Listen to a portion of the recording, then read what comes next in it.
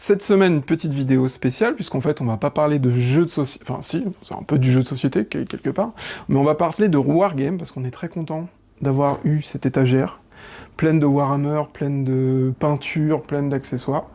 Et ça me donnera l'occasion d'en parler un petit peu, puisqu'on a aussi, pendant le soir où je vous parle, parce que là c'est la nuit, on a une soirée jeu, consacrée spécialement à Kill Team. Donc, ce jeu-là, spécifiquement dans la gamme Warhammer. Et du coup, vous verrez au fur et à mesure des images de notre soirée, des figurines qui sont peintes. Donc c'est aussi à destination des gens qui découvrent un peu Warhammer, qui connaissent pas trop, savoir qu'est-ce qu'on peut proposer, par quoi on peut commencer, et quel genre de produit aussi on pourrait offrir, éventuellement. Ça fait toujours plaisir d'offrir une figurine. Complètement. Ça, c'est la vie. Et je suis accompagné exceptionnellement de la voix gracieuse de Rose aujourd'hui. Exactement. Voilà, Bonjour, je m'appelle Rose. Qui est un peu malade, elle est un peu prise. Un peu muet, ça y est, elle a atteint l'adolescence. Voilà, non, aujourd'hui c'est Hugo qui va nous présenter un petit peu ça, parce qu'il connaît bien l'univers. Il est un peu peintre à ses heures perdues aussi. C'est ça. Voilà.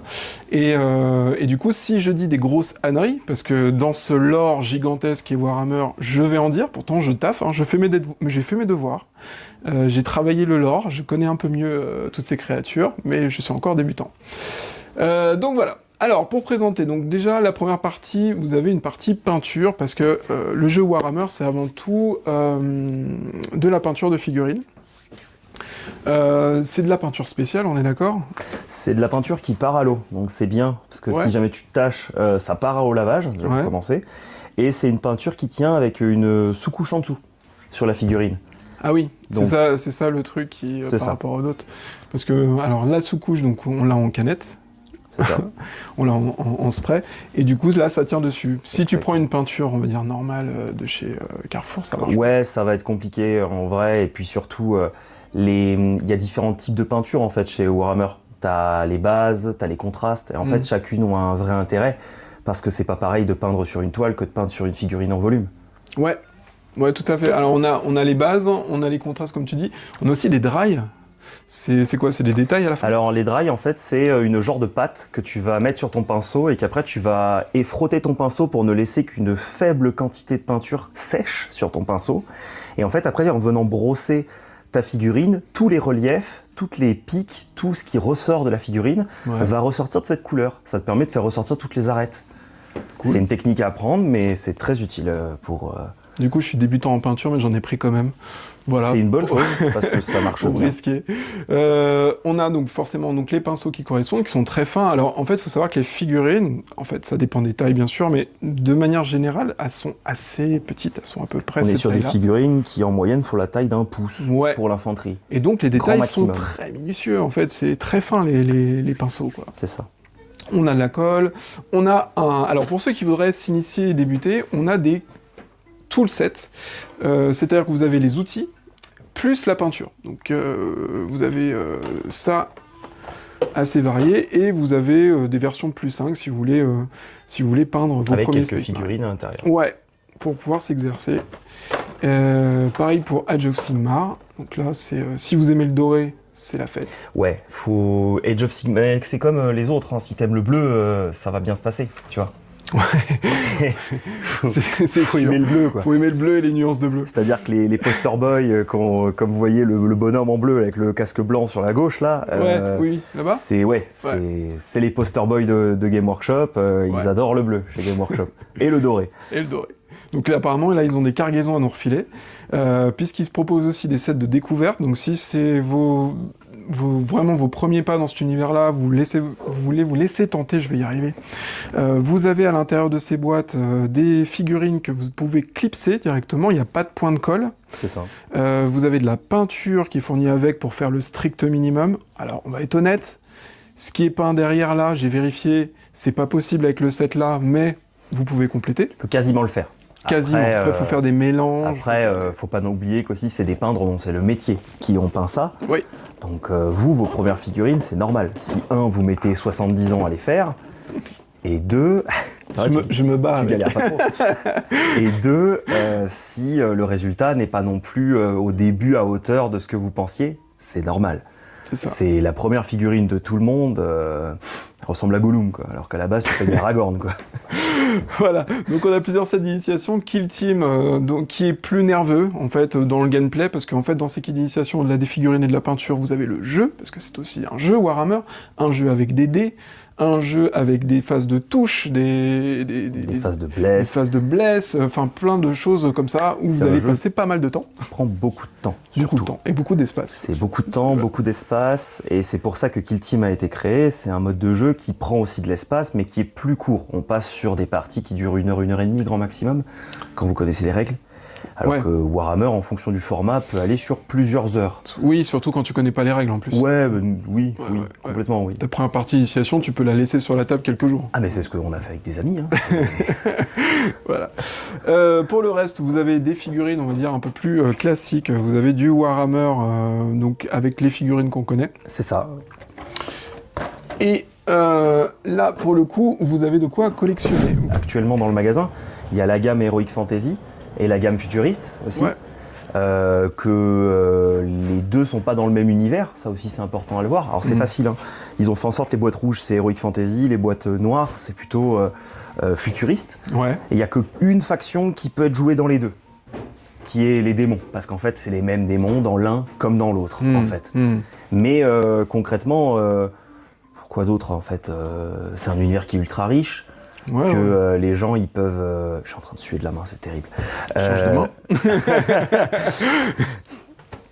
T'as du coup ouais que c'est un univers ulti, ils peuvent vraiment. Franchement, s'ils aiment, enfin les figurines sont super belles déjà pour commencer. Enfin il y a un truc, c'est que Game Workshop, s'il y a un truc où on peut être sûr, c'est qu'ils le disent. Hein, on est leader dans tout ce qui est figurines à collectionner. Alors, t'en as des vieilles qui n'ont pas encore été refaites, mais il y a des figurines qui sont magnifiques, qui te donnent vraiment envie quand tu les vois. Et puis ils te font autant des petites figurines qui ont de la gueule que des grosses qui ont vraiment aussi de la gueule. Tu prendrais Be'lakor, d'ailleurs, ouais, qui est on tout va, à gauche. Be'lakor, tout à gauche là-bas. Tout à gauche. C'est une figurine, je la déconseille si tu commences. La vache. Ou alors Non, tu la mais gardes oui. de côté pendant Ça- un petit moment, parce que là il y a des reflets. Voilà. Mais t'as pas envie de la gâcher en fait. T'as pas envie de la gâcher, Non. et moi je connais des gens qui pour ce genre de figurines sont capables de payer des services en ligne de peintres, Ouais. à qui ils envoient la boîte avec les instructions et le paiement, et le mec leur peint. Ouais, mais je comprends Pour eux. pourquoi. Mais après, ça doit être. Il y a un côté satisfaction. Je pense que plus tu avances dans ton niveau de Bien peinture, sûr. plus tu te dis, bah tiens, je vais me permettre Oui. des grosses figurines parce que je sais que je vais pas me louper. Après, en termes de temps passé, ce genre de bestiaux, même après de l'expérience, Soit- tu peux y passer pas mal de temps. Ah oui. Mm. Bah, le robot que tu as en plein milieu tout en bas, je suis en train d'en peindre un similaire, j'en suis à 25 heures de travail, je l'ai pas fini. Mm. Voilà, j'en ai eu marre. Du coup, je suis passé sur des figurines plus petites pour lui dire au moins j'avance. Ah oui, on a l'essentiel, c'est les tote bags. Donc même si vous n'aimez pas Warhammer, vous Ouais, n'en voulez pas, exactement. il faut un tote bag Warhammer, Puis au moins, c'est important. Ce qui est bien, c'est que c'est discret, quoi. Voilà, c'est pour montrer que vous êtes un geek. C'est-à-dire que vraiment, si vous pensiez que le Warhammer qui est présent là sur le tote bag est gros, l'autre côté, bon. L'autre côté est encore plus gros. Alors aussi important, si vous passez en boutique, nous, on peut vous commander ce que vous voulez. On n'est pas obligé d'avoir tout sur place. Donc ça peut... Non, mais c'est très bien, Bah parce oui. que effectivement, Ça va être compliqué d'avoir tout sur place. Parce que Ah bah, voilà, en plus, il y a des nouveautés assez même dans les régulièrement. magasins officiels, ils n'ont pas tout sur place. C'est ça. Et donc du coup, bah voilà, on est bon avec ça. Un dernier petit mot, je voudrais en profiter parce que la semaine dernière, j'ai pas eu le temps. Rapidement, je vais juste montrer un jeu parce que dans les nouveautés, il y avait une nouveauté qui était sortie qui s'appelle Le Phare, qui est un livre-jeu. Et j'ai pas eu trop l'occasion de vous en parler parce que je ne le connaissais pas. Et c'est Nicolas de la chaîne Livre-Jeu qui m'a prêté gentiment son exemplaire pour que j'en fasse une partie. Et du coup, je peux en parler. Et bah, c'est bien. C'est très bien. C'est une aventure où vous êtes un poilu, un ancien poilu qui revient du front et qui a la bonne idée de se dire tiens, je vais accepter un boulot dans un phare. Bah oui, parce qu'il en a marre de voir des gens. Il veut un peu de silence et de calme Bien sûr. et de solitude. Donc là, il va être Bah, servi, quoi. il va être servi et surtout que bah, ça va pas vraiment se passer comme prévu. Vous avez vu un peu la couverture. On est plutôt dans un genre Cthulhu. Je vois qu'il y a des genres Horreur de Arkham. fantômes sur la gauche. On est dans du Des- horror Arkham. Ouais, d'accord, ok. Donc forcément, il y a une jauge de physique à Les entretenir et une PTSD qui vont être là, jaune bien de sûr. mental, bien sûr. Et voilà, franchement, je vous en dis pas plus. À découvrir, c'est vraiment très sympa. Type livre dont vous êtes le héros. Ouais, complètement, mais plus fouillé, plus détaillé. Déjà, tu as toute une construction de ton personnage dès le départ, où en fait, tu vas vivre avec lui la guerre, et tu vas lui faire des choix, et en fonction de ses choix, il va vivre différemment la guerre. Il va pouvoir être éclopé, il va pouvoir avoir des convictions politiques qui vont changer aussi son mental et tout. Moi, par exemple, le mien, j'en ai fait un espèce de nihiliste boiteux. C'est étonnant.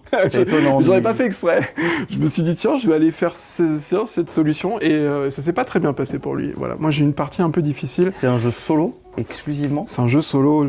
Je vois pas l'intérêt d'être à deux là-dessus, donc je recommande uniquement en solo. Voilà, c'était pour cet oubli-là. Le reste, après, je vous l'avais présenté. Et puis, les prochaines fois aussi, je vous proposerai de vous présenter des JDR, parce que ça aussi, c'est cool et qu'on n'a pas trop le temps d'en parler, à part de dire, voilà, ouais, ça c'est la pochette du JDR et c'est très beau. Oui. C'est très bien Tainted Grail comme univers. C'est très bien. Je connais pas le JDR du tout, mais l'univers est cool. Il a l'air cool. Il est très dark. Voilà. Et merci à toi, Hugo, et d'avoir tenu la caméra. Et puis Rose revient la semaine prochaine pour tous les fans de Rose. Et puis et voilà. Et Hugo reviendra quand on parlera du JDR ou de Warhammer. Voilà. Il a signé un contrat. Il le sait pas, mais il a signé un contrat maintenant. Voilà. C'est ça la marque sur mon bras, toute rouge, incandescente. Oui, tout à fait. Bon, allez, bonne journée et à la semaine prochaine. Ciao.